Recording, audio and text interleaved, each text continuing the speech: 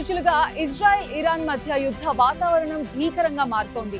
Israel operation rising lion పేరుతో Iran అణు సైనిక స్థావరాలపై దాడులు చేస్తే, ఇరాన్ ఆపరేషన్ ట్రూ ప్రామిస్ 3 పేరుతో టెల్ అవీవ్, జెరూసలేం వంటి ఇజ్రాయెల్ నగరాలపై బాలిస్టిక్ క్షిపణులు, డ్రోన్లతో ప్రతిదాడులు చేస్తోంది. ఇరాన్ ఎన్నో ప్రాక్సీ గ్రూప్స్ ని పెంచి పోషించినా ఇప్పుడు ఇజ్రాయెల్ పై ఒంటరిగా పోరాడుతోందా? రష్యా, చైనా, ఉత్తర కొరియా లాంటి మిత్ర దేశాలు, హెజ్బోల్లా, హౌతీలా వంటి మిలిటెంట్ సంస్థలు ఇరాన్ కు సహాయం చేయడం లేదా? ఒకవేళ Iran supreme leader Ayatollah Khamenei అణ్వాయుధం సమకూర్చుకున్నా ఉత్తర కొరియా నియంత కిమ్ జోంగ్ ఉన్ లా ఒంటరిగా మిగిలిపోతారా అనే ప్రశ్నలు ఉత్పన్నమవుతున్నాయి.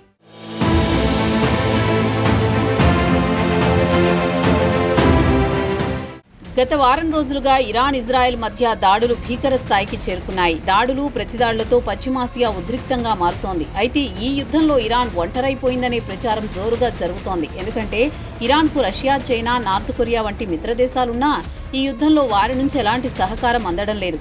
చైనా, రష్యాలతో ఇరాన్కు బలమైన సంబంధాలున్నాయి. అమెరికా ఆంక్షలు లెక్క చేయకుండా ఇరాన్ నుంచి చైనా భారీగా ముడి చమురు కొనుగోలు చేస్తోంది. అందుకు ప్రతిగా చాలా రకాలైన వస్తు ఉత్పత్తులను ఇరాన్కు అందిస్తోంది. ఇరాన్కు అతిపెద్ద వాణిజ్య భాగస్వామిగా చైనా ఉంది. అయితే ఇజ్రాయెల్తో ఇరాన్ చేస్తున్న యుద్ధంలోకి తలదూర్చాలనే ఆసక్తి చైనాకు లేదు.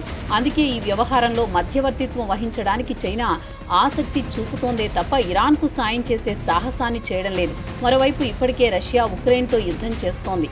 సైనిక, ఆర్థిక వనరులు ఆ యుద్ధంలోనే ఖర్చవుతున్నాయి. ఇరాన్కు సాయం చేయడం అంటే అమెరికా, ఇజ్రాయెల్తో నేరుగా ఘర్షణకు దిగడం. ఇది రష్యాకు ప్రస్తుతం రిస్క్. ఉక్రెయిన్తో యుద్ధం కోసం రష్యాకు ఇరాన్ భారీగా మిసైళ్లు, డ్రోన్లను అందించింది. అయితే పుతిన్ సైతం మధ్యవర్తిత్వం వహించేందుకు సిద్ధపడుతున్నారని, కానీ ఇరాన్కు సాయం చేసేందుకు మాత్రం ముందుకు రావడం లేదు. ఈ యుద్ధంలోకి అమెరికా ఎంటర్ అయ్యే అవకాశం ఉందని భావించిన రష్యా, చైనాలు దూరంగానే ఉంటున్నాయి.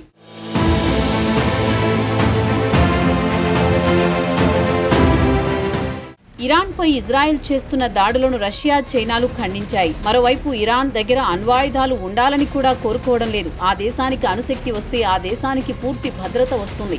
దీంతో తమపై ఆధారపడడం తగ్గిస్తుందని రష్యా, చైనాలు భావిస్తున్నాయి. పశ్చిమాసియాలో ఉన్న మిలిటెంట్ సంస్థలను పెంచి పోషిస్తున్న ఇరాన్కు మద్దతుగా నిలిస్తే అరబ్ దేశాలతో ఉన్న సంబంధాలు తీవ్రంగా దెబ్బతింటాయని రష్యా, చైనా భయపడుతున్నాయి. మరోవైపు ఉత్తర కొరియా ఇరాన్కు క్షిపణి సాంకేతిక సరఫరా చేసినా బహిరంగంగా యుద్ధంలో పాల్గొనే స్థితిలో లేదు. ఇదిలా ఉండగా ఇజ్రాయెల్ను ఇరుకున పెట్టేందుకు ఇరాన్ యాక్సిస్ ఆఫ్ రెసిస్టెన్స్ పేరుతో ఓ స్కెచ్ గీసింది. ఇజ్రాయెల్ చుట్టూ ఉన్న పలు దేశాల్లో మిలిటెంట్ సంస్థలను ఇరాన్లోని ఆయతుల్లా అలీ ఖమేనీ సర్కారు పెంచి పోషించింది. వాటికి నిధులు, ఆయుధాలు సమకూర్చింది. చిన్నపాటి ఆయుధాల తయారీ, వినియోగంలో శిక్షణ కూడా అందించింది. పాలస్తీనాలోని హమాస్, లెబనాన్లోని హిజ్బొల్లా, యెమెన్లోని హౌతీలు, ఇరాక్లోని షియా మిలిటెంట్ సంస్థలను ఖమేనీ పెంచి పోషించారు.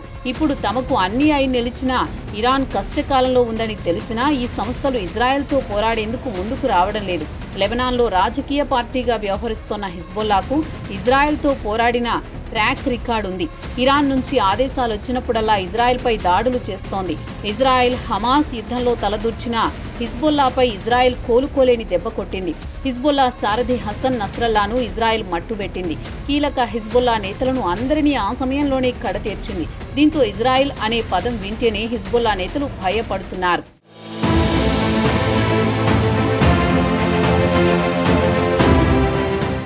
ఇక ఇజ్రాయెల్ పొరుగున ఉన్న పాలస్తీనాలోని హమాస్కు ఇరాన్ సపోర్టుగా నిలిచింది. అవసరాన్ని బట్టి ఇజ్రాయెల్కు వ్యతిరేకంగా హమాస్కు ఇరాన్ ఉపయోగించుకుంది. 2023లో హమాస్ ఇజ్రాయెల్పై దాడి చేయడంతో యుద్ధం ప్రారంభమైంది.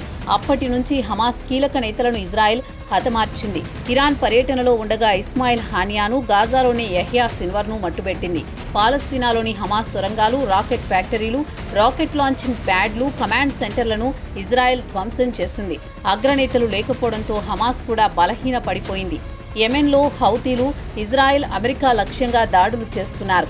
ఈ ఏడాది మార్చి, ఏప్రిల్ నెలలో హౌతీల గోడౌన్లపై అమెరికా దాడులు చేసింది. దీంతో వారి దగ్గర ఉన్న మిసైల్స్ బ్యాటరీలు నాశనమయ్యాయి. ఈ సమయంలో హౌతీలు ఇరాన్కు మద్దతుగా నిలిస్తే తూర్పు మధ్యధరా సముద్రంలో అమెరికా విమానవాహక యుద్ధనౌక రెడీగా ఉంది. ఇరాన్ నుంచి ఈ సంస్థలకు భారీగా సాయం అందినా ఇప్పుడు ఇజ్రాయెల్ వంటి బలమైన సైనిక శక్తితో నేరుగా యుద్ధం చేసేందుకు ముందుకు రావడం లేదు. అంతేకాదు ఇజ్రాయెల్ గోలన్ హైట్స్లో ఈ సంస్థలపై నిఘా ఉంచి ముందస్తు దాడులు చేస్తోంది.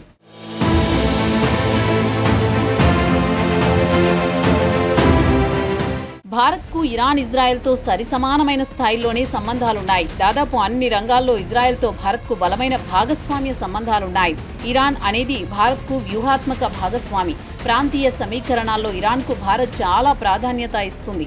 ఇరాన్లోని చాబహార్లో పోర్టును నిర్మించి 10 ఏళ్ల పాటు నిర్వహించేందుకు సంబంధించిన ఒప్పందంపై భారత్ సంతకం చేసింది. ఈ క్రమంలో భారత్ ఎవరికీ మద్దతును ప్రకటించలేదు. అలాగే ఇది యుద్ధాల కాలం కాదని తన వైఖరిని స్పష్టంగా ప్రపంచానికి చెప్పింది. మరోవైపు ఒకవేళ ఇరాన్ అణ్వాయుధం సమకూర్చుకుంటే ఒంటరిగా మిగిలే అవకాశం ఉంది.